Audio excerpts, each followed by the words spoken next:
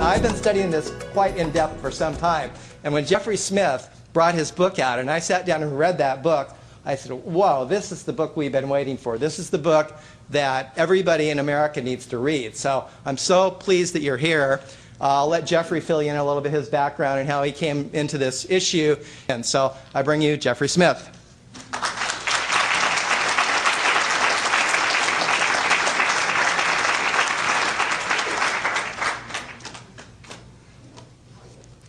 Hello, everyone. This is an amazing crowd. It's fantastic to see you all here. How many people are concerned about eating genetically modified foods? All right, so I'm preaching to the choir tonight. I say I'm arming the choir. How many people try to actively avoid eating genetically modified foods? Wow. Now keep your hands up for just a second. Now, keep your hands up if you know which foods are genetically modified. I find that amazing. So many people consciously try and avoid it, but they don't know which foods are. And that, by the way, Craig Winters is your champion. He is the man in charge of the labeling campaign, the big labeling campaign on Earth in the United States. Let's give Craig a big hand. He's a hero.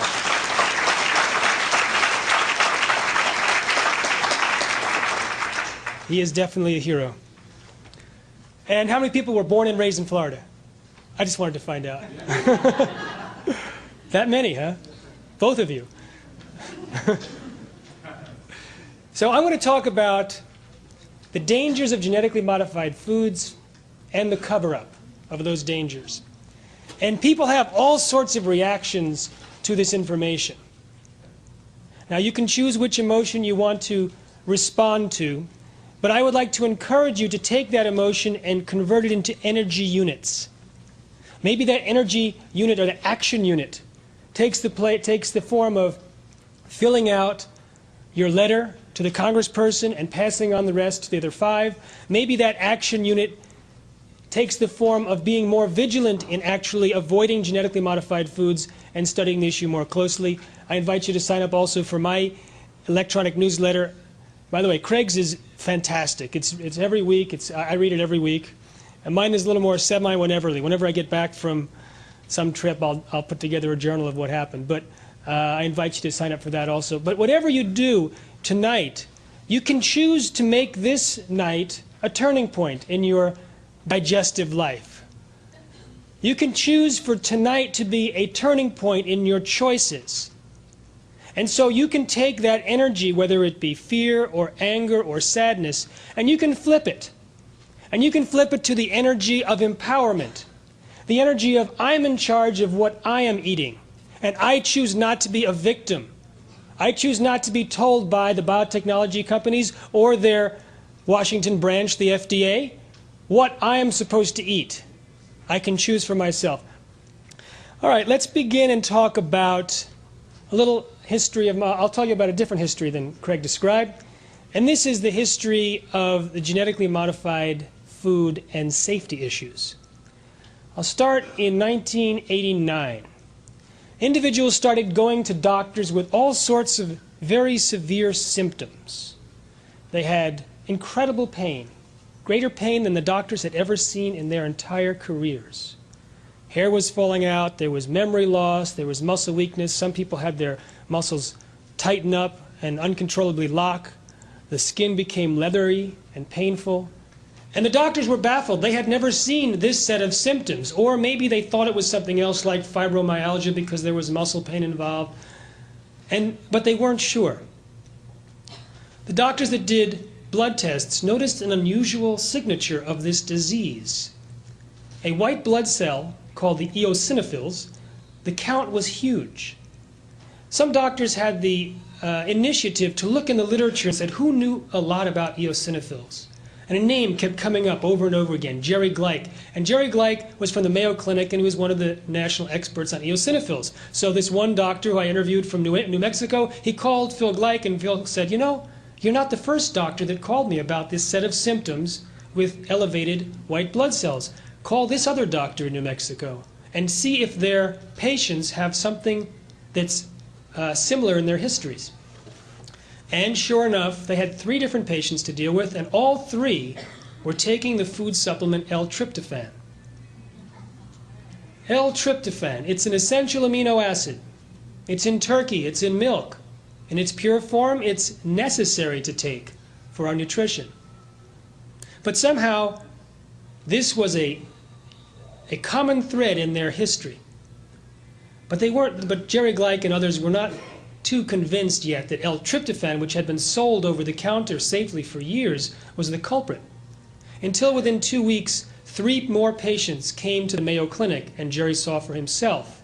One was rolled in, they had to breathe through with a respirator, and all 3 were taking L-tryptophan. He called the Center for Disease Control and said, "It's out there and it's deadly." What they found, once they put the news in the newspaper, once it was in the New York Times, all of a sudden these doctors started getting calls from all over the country.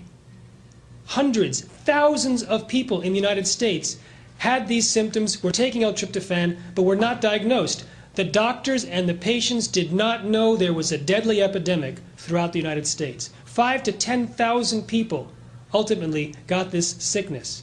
Some were permanently disabled. About 100 died. And it was all from taking this food supplement L-tryptophan. So what was it about the L-tryptophan? Well, some wanted to argue that it was L-tryptophan itself. But consider this. All the people that got sick were only consuming one of the 6 brands in the United States. They were all produced in Japan, but only the Showa brand was causing sickness. And it had some contaminants in it that the others didn't. So this concept that it was tryptophan itself, we'll throw that out. Then they found out that this company was genetically engineering the bacteria to produce the tryptophan more economically. And they had introduced a strain on December 24th, 1988.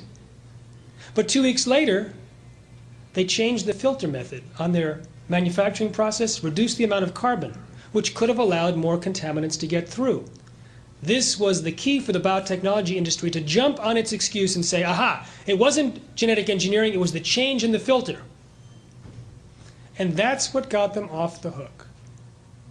This sleight of hand saying, no, it wasn't. They didn't talk about how those contaminants could be in there. Originally just said there was a change in the filtration process. In my book, I bring out some research that was compiled from an 8-year investigation from a friend of mine. It couldn't have been, this was actually from the FDA representative to my friend Bill. The FDA representative said, it has to be something other than the genetic engineering of the strain, because we know of at least of a dozen cases that occurred before the epidemic, which surfaced in May of '89. So this raises the question. And the person from the FDA said, so it was before the genetic engineering of the strain, which was introduced in December of '88.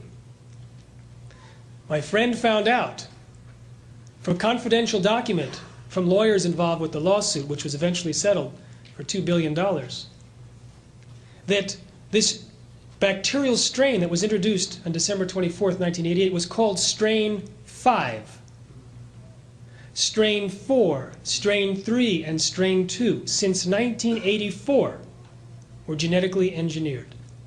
Moreover, it wasn't just a dozen individuals that got the disease before the outburst of the epidemic. It was hundreds. Hundreds got this disease between 1984 and the outbreak of this epidemic. So what does that do to the change in filter story? You can throw that out. Because for 4 years, people were getting sick before the filter was changed. But only from the genetically modified bacteria produced by Showa. So it's almost certainly the genetic engineering of the strain which caused the problem. Now, my friend who discovered the fact that earlier strains were genetically modified was shocked that the FDA didn't know this information. They're the ones that told him in 1994 it must be something else besides the genetic engineering, because these incidences occurred before the engineering of the strain. But he was looking at that same document, this confidential document that a lawyer entrusted with him that described all of the stages of modification, and his eyes rose to the top of the page, and there was a fax imprint. Food and Drug Administration, 1990. They knew. They knew and kept silent about the fact that the earlier cases of this disease were from genetically modified bacteria from the same company. In fact, if you read the actual testimony before Congress by the FDA's representative describing supposedly the cause and ramifications of this epidemic, they never told Congress it was genetically modified. They never mentioned the word. They instead blamed the epidemic on health fraud schemes and got all L-tryptophan removed from the market. It's now only available by prescription. Now, it took a series of coincidences and good luck to track the fact that this epidemic came from L-tryptophan. Remember, there was that signature. The eosinophil count was very high. A rare set of very serious symptoms. Symptoms which came on soon after these individuals were taking the pill L-tryptophan. So there were three characteristics: acute, rare, and fast onset. Imagine if only one of these were not there. Let's say it took 10 years to develop this sickness. The L-tryptophan would still be on the market, right? Let's say it was mild symptoms, like frequent colds or memory loss, or memory loss. It would still be on the market. Let's say it were common ailments like cancer or heart disease or lymphoma or diabetes or obesity. You think they would rush people together and say, find out the history, find out what you're doing and someone else is doing? And since there's so many things that can contribute to these other problems, you think they'd be able to sort it out? It's doubtful. So what about the other thousands of products on the market that are created from genetically modified crops or bacteria or fungus? Might they be creating a problem that we don't know about and are not looking for? We know that food-related illnesses in the United States doubled between 1994 and 2001, at a time when a lot of new genetically engineered products were being introduced.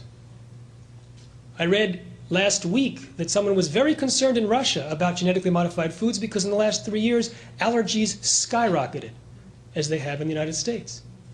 An interesting coincidence, when genetically modified soybeans were first introduced into the United Kingdom, soy allergies in that country skyrocketed by 50%. Now, we know that the genetically modified soy, according to Monsanto's own research, has an increase in an allergen called trypsin inhibitor. So it has an increased allergen. But no one has done the tests to see if there are more allergic reactions to those taking genetically modified soy versus those taking conventional soy. So what's different between the genetically modified soy and the conventional soy? Why would it have increased trypsin inhibitor? It's only supposed to have one added trait. The added trait to 80% of the soybeans grown in the United States is called herbicide resistance. You see, Monsanto found a bacteria growing in a dump site behind their factory that was resisting death by their herbicide called Roundup. And they said, this is a great thing, let's put it in the food supply. So they found out what protein in the bacteria was causing this bacteria to survive. They found out which gene in the bacteria was creating that protein. They snipped it out. And typically, the way that you create a genetically modified product is you change the DNA, you change the genetic code, you add a few other things to it, you put it on a bunch of little microscopic BBs of gold, you put it in a gun, a gene gun, and you blast a 22 caliber blast into a plate of cells and hope that some of your genes get in some of those cells' DNA. This is their precise method of insertion. And you don't know exactly where in the DNA it ends up. And the concept, the building foundation of genetically modified foods is that all you're doing is adding one trait, one gene to create one protein, to create one trait, and everything else is fine. In reality, when you do that blasting, you can create all sorts of problems. There was a gene chip that monitored gene expression in the DNA at a time when the insertion occurred. Compared to prior to insertion, 5% of the host's genes were disrupted, meaning that they either increased, decreased, shut off entirely, or shut on entirely their production of protein. So if something is pumping out proteins at random that wasn't supposed to, what could that mean? This list will come up several times tonight. It could be allergenic, toxic, carcinogenic, anti-nutritional. If you shut down a gene, what could that mean? Some studies have found laboratory animals have died, etc. We don't really know all the potential ramifications, but we do know that the most common result of genetic modification is surprises. Surprise side effects. When you genetically modify a bacteria to create L-tryptophan more economically, it means you produce more L-tryptophan in this fermentation broth. They also added genes to produce different enzymes. So all of a sudden you have a bunch of different enzymes and L-tryptophan together working out and doing some very complex interactions. One of the world's experts at biosynthesis of L-tryptophan said you can end up with creating new compounds that you weren't expecting. These new compounds can then interact with existing compounds to create yet new compounds. This could explain those 6 contaminants. Moreover, the actual L-tryptophan itself is toxic to the bacteria. So in high quantities, the bacteria may do something to modify the tryptophan or the environment to protect itself. So we have an incredible amount of opportunity for unpredicted side effects. And this is the process of genetic modification, and this is used to create enzymes and additives and cooking agents and aspartame, NutraSweet, the genetic modification of bacteria or fungus. That's the first category of genetically modified products. Now, the second category is milk products. Milk products from cows that have been injected with genetically engineered bovine growth hormone. It's interesting that in the process of approving genetically modified bovine growth hormone, a number of scientists spoke out at the FDA.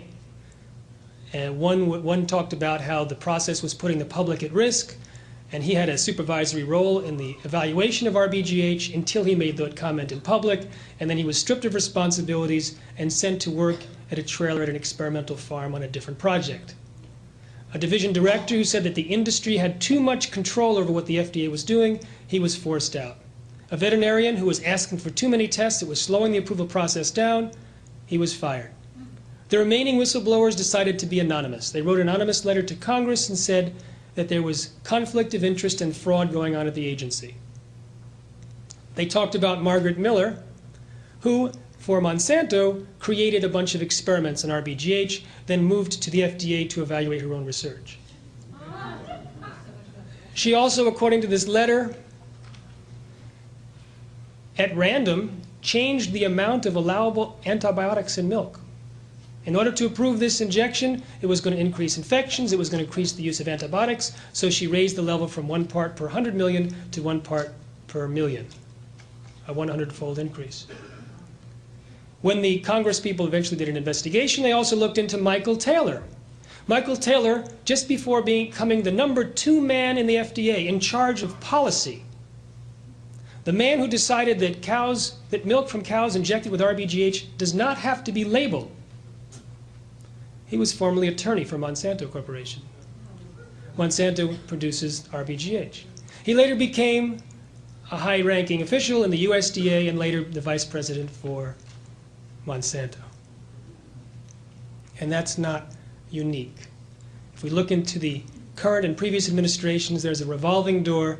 In fact, one interesting comment, someone described the Monsanto Board of Directors as a virtual retirement home for former Clinton administrators. And in addition to seeing the kind of pressure that was put on the US scientists, 10 years later when Canada was evaluating RBGH, the same thing happened there. 6 scientists testified before Parliament there that they had been pressured, and one was told that if he didn't approve RBGH, shipped off where no one would hear from him again. They said that Monsanto offered them a bribe of $1 to $2 million if they approved the RBGH without further research. Monsanto responded on national Canadian TV that they had misunderstood an offer for research money. Documents were stolen out of a locked file cabinet. And they eventually got permission to approve, actually to review the FDA's evaluation of RBGH and wrote a volume this thick on how it was full of gaps and improper assumptions and omissions, which I analyzed in my chapter 3 called Spilled Milk. And I described some of the research that the FDA used to defend approval. For example, I think you'll find this one entertaining, this bit of quote science. The FDA scientists wrote an article in Science magazine and said that the amount of natural bovine growth hormone in milk does not increase substantially in cows treated with RBGH, but even if it did increase, it wouldn't matter because 90% is destroyed during pasteurization. I looked into this with the help of some other investigators, and it turns out there actually was, according to the citations that they were using, a 26% increase in this growth hormone. A 26% increase in a hormone. But apparently that wasn't significant because the researchers only injected 3 cows. And I read in the study, they injected the cows with 10.6 milligrams per day, parentheses, the approximate dose. Now, by the time I read this, I'd been doing a lot of investigation, and when it said approximate dose, my red flags went up, and I called a friend of mine who I knew would give me the straight scoop because he had published in his dairy newsletter some stolen documents from the FDA years earlier. And he had showed that when Monsanto wanted to verify that injections did not interfere with fertility, the researchers apparently added cows to the study that were pregnant before injection. When cows got sick, they were removed from studies altogether. It also showed that immediately following injection, there was an increase in hormone levels in the blood of up to 1,000-fold. So I said to my friend Pete Harden, Pete, it says 10.6 milligrams per day, the average dose, the approximate dose. He immediately said, no one injects every day. It would be economically infeasible. Dairy farmers inject every 2 weeks. I said, how much do they inject? He said 500 milligrams, not 10.6. The researchers actually used a different company's RBGH, one that was never approved, slightly different formulation, but used a daily dose instead of that big biweekly dose. And we know from the stolen documents that on the biweekly dose, hormone levels skyrocket by as much as 1,000-fold. So perhaps they chose a daily dose to avoid that spike in hormone levels in the milk. But it doesn't matter, right? Because 90% is destroyed during pasteurization. Well, the same undergraduate did that research also. And they heated milk for 30 minutes at 162 degrees. Normally at that temperature, you heat milk for 15 seconds and call it pasteurized. So they heated milk 120 times longer. Imagine heating a turkey 120 times longer than the instructions. But they only destroyed 19%. They only destroyed 19%. They added powdered hormone, 146 times the natural occurring level of hormone, heated it 120 times longer, and were then able to destroy 90%. And that's what the FDA quoted. That was what the FDA used as a basis for safety. Now, we don't know if this particular hormone is bad for human beings. We may not even have receptors for it. But that's not the only thing that increases in milk. Antibiotics increase in milk, pus increases in milk. That's treated from RBGH, but also IGF-1, insulin-like growth factor 1. 2 very sophisticated journals published this information in 1998. Premenopausal women with high levels of IGF-1 are 7 times more likely to develop breast cancer. Outside of family history, it's the #1 risk factor. Men are 4 times more likely to develop prostate cancer. IGF-1 is also implicated in colon and lung cancer. IGF-1 in milk is identical chemically to the IGF-1 in human beings, and milk drinkers tend to have higher levels of IGF-1. And the milk from cows treated with RBGH has higher levels of IGF-1. Sobering news, isn't it? So that's the second category. Milk, dairy products from cows treated with genetically modified bovine growth hormone. So let's talk about the first category, the one that most people know about, the crops. And let's talk about the FDA once again. Because in 1992, the FDA formulated a policy on genetically modified crops. They said no testing was necessary. If the industry that created the foods believed it were safe, then they could bring it on the market without even telling the FDA. No long-term safety testing required, no notification required. And they justified this policy with the following sentence. We know of no information showing that the foods created from these new methods differ in any meaningful or uniform way. We know of no information. Remember that. I'm going to test you on it. We know of no information. And that's what Americans believed. They figured that the FDA scientists got together, looked around, couldn't find any information, said, oh, must be the same. Years later, a friend of mine spearheaded a lawsuit against the FDA. He got 44,000 documents, internal, formally secret documents, and it showed what was really going on. The scientists said these foods can create, remember that list? Allergies, toxins, carcinogens or new diseases, antibiotic-resistant diseases, that's a new one, nutritional problems. They also said these problems would not necessarily be obvious to those who create the foods, and therefore they must be subjected to long-term safety testing before being fed to the public. One person summarizing all the comments from the scientists in the agency said, the technical experts at the agency believe that these foods are different than foods created from normal conventional means, and they have different risks. You remember what the comment was in the policy? We know of no difference. You know who was in charge of that policy? Michael Taylor, former attorney to Monsanto. He was in charge overseeing the rewriting of this policy. One comment from a scientist at the FDA made public from the lawsuit was, what's happened to this document? It's become a very political document, very pro-industry. It doesn't address consumer concerns. And he said, this is the industry's pet idea, namely that there's no unintended side effects. But the data doesn't support this. So they were aware that there could be unintended side effects. When the experts in the Canadian Royal Society looked at it, they said the default prediction of genetic modification is unintended side effects, and that there's no justification to assume that they're safe. David Suzuki says, if a politician or a scientist tells you that GM foods are safe, he's either very stupid or lying. David Suzuki is a geneticist. You may have seen him on PBS.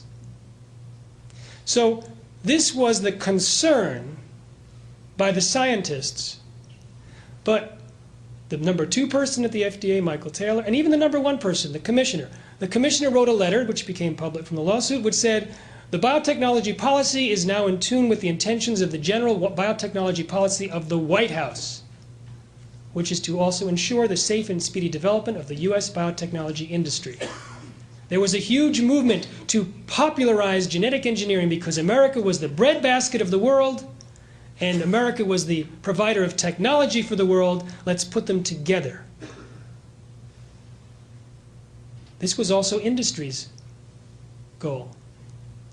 When Arthur Anderson, a consultant for Monsanto, described how they had consulted with Monsanto, they said, describe your ideal future in 15 to 20 years. And the Monsanto executive said, we see a world in which 100% of all commercial seeds are genetically modified and patented. And then the Arthur Anderson consultant announced that they worked backwards from that goal to create the strategy and tactics to achieve it. And key to their success was the influence that Monsanto had in the government, which was legendary.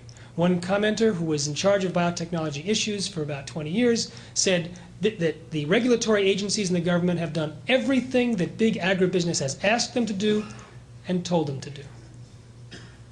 So that's the situation we face. They recommended long-term safety testing that big agribusiness has asked them to do and told them to do. So that's the situation we face. They recommended long-term safety testing, the scientists, but the policymakers did not. In fact, when that document was sent up to higher levels of political influence, someone from the Office of Management and Budget said, we should put a sentence in here which says the foods created from these new methods are safer because it's a more precise method of creating foods. So as the evaluation went up the political ladder, the foods got safer and safer.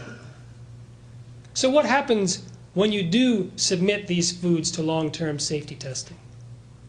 I would like to know too. Do you know how many animal feeding studies have been done on genetically modified foods and published? Anyone? There's actually 10. 2 were done independently, 8 were done by industry, but several of those 8 were commercial feeding studies. They weren't really safety studies. Now I'll tell you about industry-sponsored versus independently sponsored studies. Aspartame, NutraSweet, it's created through genetic modification. It was responsible for 80% of complaints one year to the FDA about potential health side effects. Between 1985 and 1995, approximately 166 studies were done on aspartame, divided almost evenly between independently sponsored and company sponsored.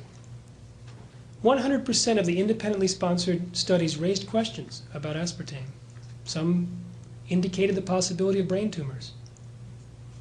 What percentage, by coincidence, of the company-sponsored studies raised a question? 0. So 2 of the 10 studies were independently done. 8 were done by industry. Let's talk about those 2. Let's talk about one of those 2. They were done by the same person, Dr. Arpad Pusztai. Dr. Arpad Pusztai, leading researcher in his field. It's a brand of protein called lectin. He was working at the leading nutritional laboratory in Europe. He was invited there 35 years or 37 years ago by a Nobel laureate to work in his laboratory, and he'd become the leader in his field. He had over 300 scientific studies done, about 12 books edited or written, and he was a money magnet for grant money because he was so thorough and well thought of. And he won a grant over 27 competitors, which was the big biotech grant from the British government. They were to create the protocol for long-term safety testing, the long-awaited protocol. This was actually in the mid-90s. Nothing had been published at that point, so it was all new territory. But he was called in because he had done nutritional safety testing for years. And he was leading a 20-member team in 3 different institutions. And as part of their creating of the protocol, which was to be adopted by both the United Kingdom and also eventually by Europe, they created a genetically modified potato. The potato was genetically modified to produce an insecticide. Now let's back up here for just a second and talk about that aspect of crops that are registered as pesticides, because you eat them. There are certain corn that we eat that's genetically modified to produce an insecticide called Bt. Cotton also is genetically modified to produce Bt. We eat cottonseed oil. It's interesting that farmers have told me that when they give cows a choice, cows reject genetically modified corn. Normally cows will eat the corn to the end of the trough. Whatever's there, they'll continue eating till it's gone. The first farmer put in a trough genetically modified on one side, conventional on the other. He let his 25 cows in and they all congregated on one side of the trough and never ate the ones on the other side. When this was told to other farmers, they repeated this study over and over again with cows and hogs, letting 2 or 3 into a pen at once, and they had 2 different troughs. The first one genetically modified corn, the second one conventional corn, and the same thing happened over and over and over again. They'd go up to the first trough, they'd smell it, maybe they'd taste it, they'd go to the next trough, they'd finish it off. They'd go back to this one, they'd smell it, and then they'd walk away. Geese avoided eating genetically modified Roundup Ready soybeans from a field. They only ate the conventional on the side of the field. Rats were fed a tomato and they didn't eat it. I think this is a great selling point. Are rats eating your tomatoes? Well, you can have this tomato which survives longer on your shelf and rats reject it. Well, they force-fed the rats. This was a study that was actually reviewed by the FDA, and they developed stomach lesions. 7 of 40 died within 2 weeks. They were replaced in the study. The tomatoes were approved. Anyway, let's get back to Arpad Pusztai's potatoes. He was genetically engineering a potato to produce an insecticide. The insecticide was a lectin. That was what he was an expert in. And this lectin he knew most about. He had studied it for 6.5 years and was sure that it was harmless to humans and rats. So he was surprised to discover that the rats that were fed the genetically modified potato developed problems. But the rats that were fed the potato spiked with this lectin insecticide did not develop the problems, nor did the rats who were just eating the potatoes. It was only those that were genetically modified to produce the lectin. So this is significant information. He had taken a gene from the snowdrop plant and put it into the potato to produce this protein, which was an insecticide. He knew the protein was safe. So why did his rats develop potentially precancerous cell growth in the intestines and stomach, smaller brains, livers, and testicles, partial atrophy of the liver, damaged immune system? We're not exactly sure why, but we know it's probably the process of genetic modification, and not that specific lectin, right? It's not the specific lectin. I spend a lot of time in the first chapter of my book describing the events around Dr. Arpad Pusztai, and I'll leave the good stuff for the read. But I'll tell you in short, he went public with his information, was fired from his job after 35 years, silenced with threats of a lawsuit, eventually invited to speak before Parliament, got his data back and the gag order was lifted, and his study was published in The Lancet and remains the most in-depth animal feeding study ever done on genetically modified foods. I interviewed Dr. Arpad Pusztai extensively, and I asked the question, what was the most shocking moment? What was the highest drama? Why was I asking that question? Because I was writing a book. You'll see in the book that I write for drama and weave the science into it. No one's going to buy a textbook, and I wanted to appeal to a large number of people, so I had to write, as Laurie said earlier, the X-Files stories.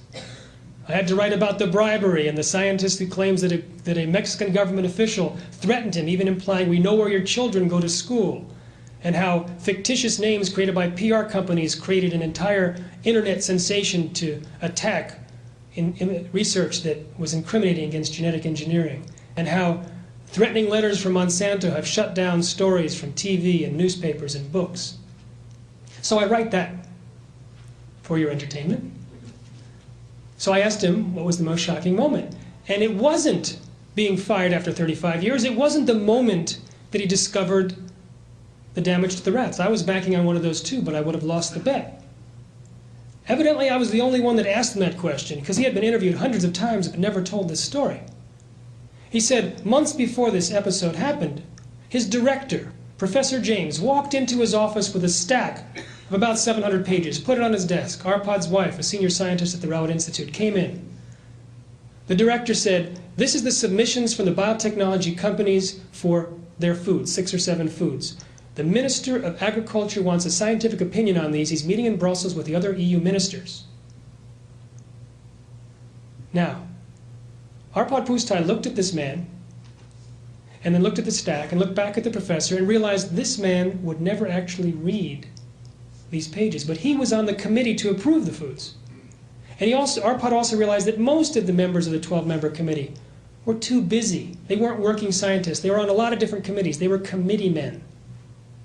But Arpad and his wife had been spending the last 2 years evaluating and designing the appropriate protocol for safety testing for every variety before it was to be introduced to the market. So they were among the most qualified people on earth to review the stack of pages. They said, "How much time do we have?" The professor said, 2.5 hours.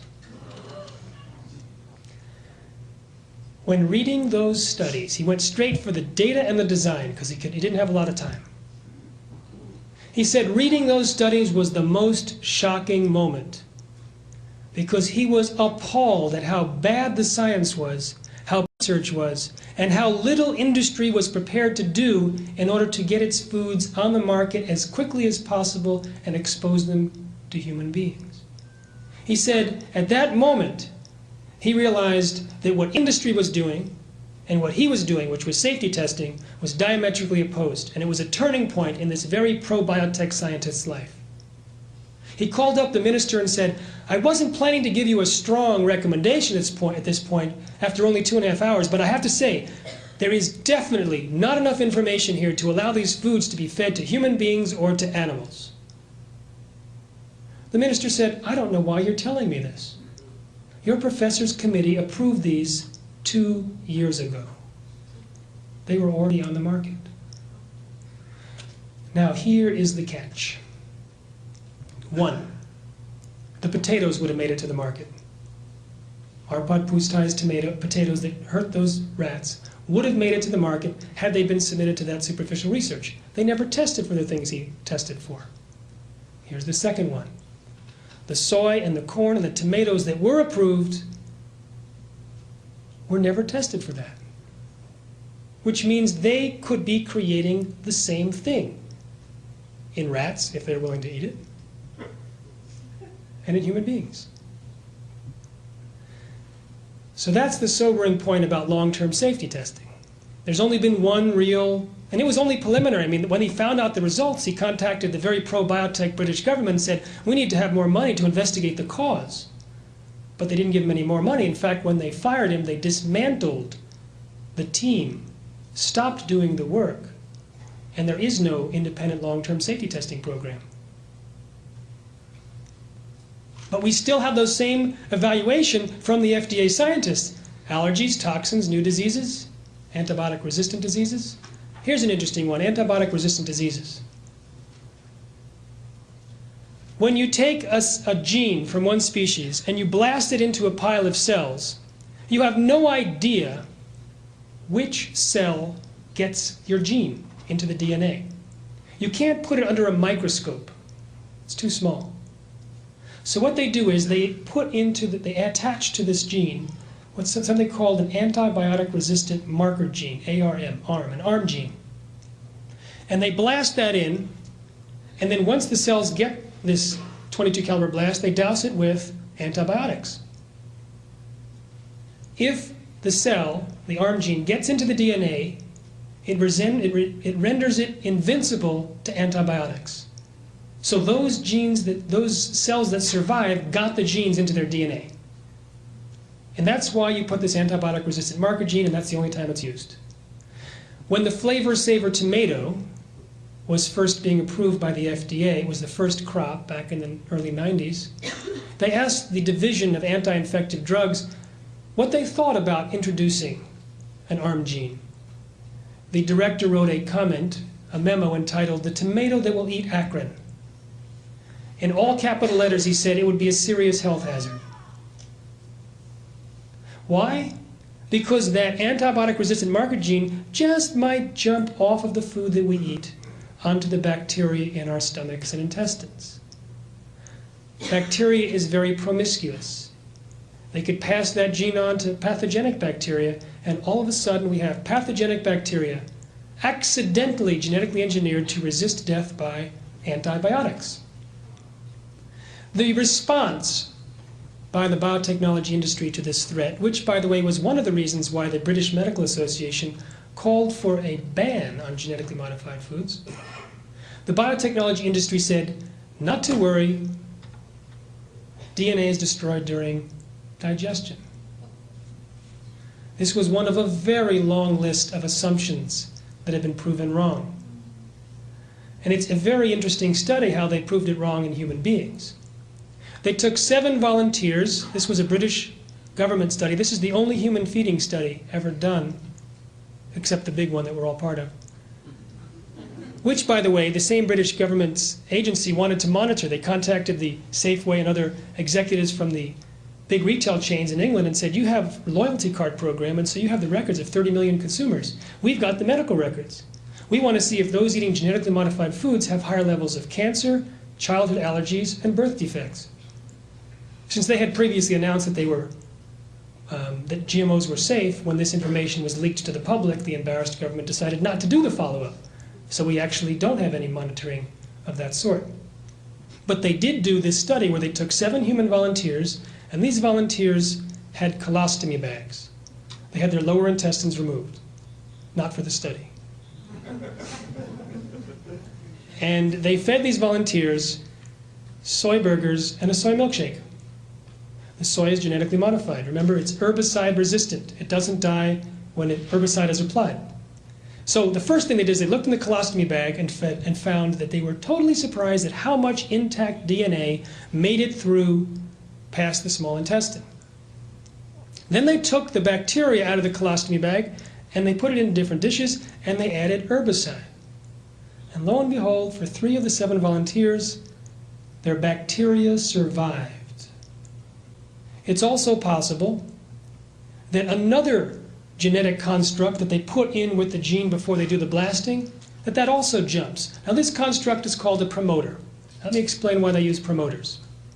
If you take a gene out of bacteria and you blast it into a soybean, that gene will just sit there. Even if it gets into the DNA, it will do nothing. Because, as you all know, there's a little man behind the DNA that controls all the genes. And it pushes some up and pushes some down, but has no idea what to do with this new gene. So, they take a piece of a virus, which is known to overpower this guy's control, and it turns on the gene 24/7 high volume. And it's attached to the gene, and it gets blasted in together. The theory was, this is another one of those assumptions that have been proven wrong, the theory was that the promoter will only turn on the gene to which it's attached. But guess what? Sometimes it turns on genes down the DNA, even on a different chromosome. And it can pump out proteins 24/7 high volume in spite of this man's objection. So what could possibly be the results of pumping out a protein 24/7? We've been through this list: allergens, toxins, carcinogens, new diseases, nutritional problems. It could be great. It could end up turning on the master gene, or it could be worse. Now, there are some scientists that believe that if this promoter gene jumps onto our internal organs, it might create unregulated cell growth, which could lead to, cancer. Now, this particular scientist that I quote, Dr. Stanley Ewan, he was the one that actually examined the inside of Arpad Pusztai's rats and found extra cell growth. Those are a couple of the 21 ways in which genetically modified foods can create unpredicted side effects, which is in my second chapter. So let's change modes here. We've kind of worked our way down into the depths of possible problems. I can also mention some other things. For example, the corn currently on the market would certainly not pass the World Health Organization's recommended tests for keeping allergens off the market that are genetically modified. There's a lot of implications that it should never have been approved. And we won't talk about some of the other ways in which studies were rigged to avoid finding problems, some of the 8 out of the 10. But let's talk about what we can do. Now, I personally believe that genetically modified foods are one of the most serious threats to health and the environment. I also think it's one of the easiest battles to win. We don't have to convince the Bush administration of anything. They pretty much have bought the biotech line, as did the administration before them. Dan Glickman, former Secretary of Agriculture for the Clinton administration, a big pro-GMO guy, a big cheerleader, went around Europe trying to sell American GMOs to Europe. He said before stepping down in an interview, "What I saw generically on the pro-biotech side was that the technology was good and that it was almost immoral to say that it wasn't good, because it was going to solve the problems of the human race and feed the hungry and clothe the naked. And if you're against it, you're Luddites, you're stupid." And that, frankly, was the side our government was on. And you felt like you're almost disloyal and alien by trying to present an open-minded view. So this is an indication of the thinking of the government, which means maybe they're not lying, maybe they're just bought into mythology, which is what I believe. So how do we combat that thinking, which was paid for by a $50 million yearly budget for advertising, $142 million spent in 2001 for lobbying Washington, and all sorts of revolving door of people that go from biotech to the administration. I don't want to fight that battle, but I don't have to. There's two other ways. One is through labeling, and Craig is the champion for labeling. 94% of people said that they want the foods labeled. More than half said they wouldn't eat it if it were labeled. Which raises the point about consumer purchasing power. Consider this. Unilever, Britain's largest food manufacturer, in April of 1999, declared and committed to remove genetically modified foods from all of its ingredients. Within 1 week, there was an avalanche. Every single major food manufacturer said the same thing. McDonald's, Burger King, Safeway, Nestle's, for their European brands. And you know who won that battle? The top of the food chain, consumers. And you know why the consumers in Europe are concerned? If you listen to the biotechnology industry, they'll tell you it was an illegal trade barrier, or cultural, or anti-Americanism, or something other than food safety concerns. I heard them say this at various biotech industry conferences. At the same time that I had been reading for 5 years the British press. And you know what they reported on? Arpad Pusztai, damaged rats, antibiotic resistance, British Medical Association wanting to have a ban. They're actually reporting on this stuff. At the same time, the United States media is completely close-lipped about the potential safety hazards, and certainly about the corruption that's going on. That is why there's resistance there and not here. A study showed that the more people know about genetic modification, the more concern they have. Enter my book. The more information, the more concern. Consumers' concern, steps to protect themselves. Steps to protect themselves, avoid eating genetically modified foods. Avoiding eating genetically modified foods, pressure on the industry. They don't need to lose 10% market share in order to make a change in their ingredients. You can be sure of that. Just a little indication that they're dropping market share, seeing a trend, and that's it. They don't gain anything from using genetically modified foods like corn and soy. They can tell their farmers, if they're large enough, they can contract direct with the farmers. They already do. Frito-Lay has told its farmers not to grow genetically modified corn. Gerber's taken GMOs out of its baby food. Trader Joe's, Whole Foods, Wild Oats, they've taken out of their brand names or committed to do so. But the biggies like Kraft were on their case. My background, by the way, I worked at a GMO detection lab, but not as a laboratory technician, as the vice president of marketing. I did marketing and communications for the precursor to that, to Craig's group that was trying to get the products labeled, and I also worked with political groups. So that's why I wrote a book, because I knew I couldn't rely on the public relations angle, because I'd seen colleagues of mine not get any press on some very inflammatory information, like the guy that discovered all the conflicts of interest and lying at the FDA with all the secret documents. He couldn't get anyone to cover it. But a book can be handed from person to person. And I had a lot of confidence because I knew what Silent Spring had done to DDT when it became popular. And it was popular among people, and it was popular among decision makers.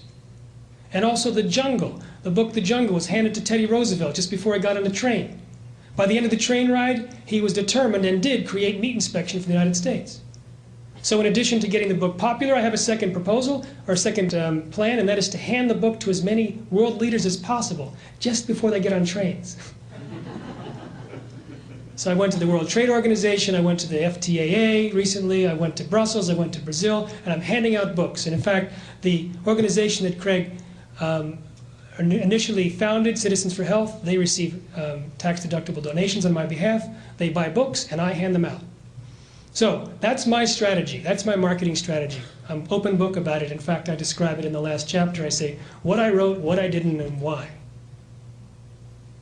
Basically, the book is about food safety and corruption. I don't talk about environment, even though I think it's a worse danger, because you can't recall the genes or the fish from the ocean or the air. I don't talk about farmer issues. I save that for a second book I'm writing. This is a book on food safety because this, I think, is the leverage to change people's diet. There are some people in this room that might change their diet for environmental purposes. Most people in the country will not. But talk about protecting your children from the kinds of things we talked about, man, that's leverage. So that's why I wrote the book, and I need some help. I can't do it alone. I count the number of people that I talk to, and I count the number of radio shows that I'm on, and I multiply it by how many people I need, and I need some help. So if you feel so inspired, you're welcome to get a book and pass it on once you've read it. So I invite you to participate if you so choose. But I'll tell you, it's working. All right, so how to avoid eating genetically modified foods.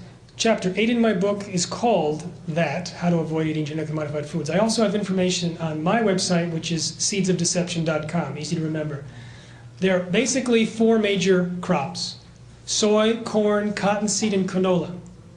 Soy, corn, cottonseed, and canola. Everyone, soy, corn, cottonseed, and canola. You will remember these if you want to remove GMOs from your diet. If you buy organic, it's not legally allowed to contain genetically modified ingredients. Many products in health food stores say non-GMO. Short of that, you have to avoid soy, corn, cottonseed, and canola, and the offspring of soy and corn, which is high fructose corn syrup, corn sweeteners, maltodextrin, dextrose, soy lecithin, soy protein isolate, things like that. And then there's a little bit of genetically modified zucchini and crookneck squash, and the majority of papayas from Hawaii. The tomato, off the market. The potato, off the market. There's a cigarette called Quest 123. Those are genetically modified. There's also the milk from treated cows. It has to say organic or no artificial hormones. And then there's these enzymes and additives which are much more difficult to identify. It's easier to avoid them by either making your food from raw ingredients or buying organic. Aspartame is one that is labeled, the rest are generally not. Hard cheeses have chymosin used instead of rennet. 80% of the hard cheeses in the United States use this genetically modified chymosin as an enzyme. So I have I have all this information in my book. How many people have read my book? Okay. How many people felt some emotion from reading the book? Okay, here's my big risk. How many people made some changes in their diet or reinforced changes in their diet they'd already made for reading the book? Okay, almost everyone. So it's working. So that's what I'm doing.